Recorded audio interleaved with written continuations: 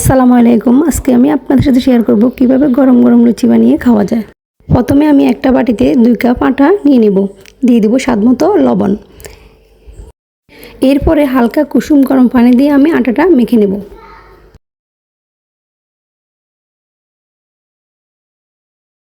আটাটা মাখানো হয়ে গেলে 10 মিনিটের জন্য রেখে দেব।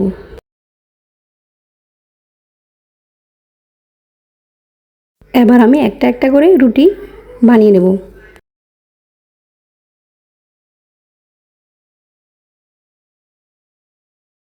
আমার সবগুলো রুটি বানানো হয়ে গেছে। এবার আমি একটা একটা করে তেলে ভেজে নেব।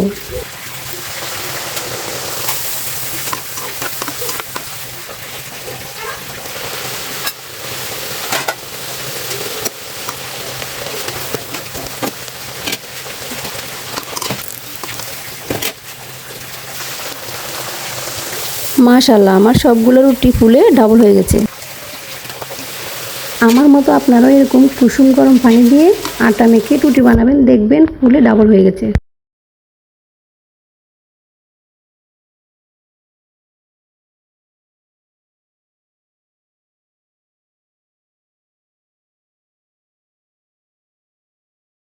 সবগুলা লুচি বানানো শেষ। এবার গরম গরম জল দিয়ে খাওয়ার পালা। আমার এই রেসিপিটা যদি আপনাদের কাছে ভালো লাগে, লাইক কমেন্ট শেয়ার করে যাবেন প্লিজ।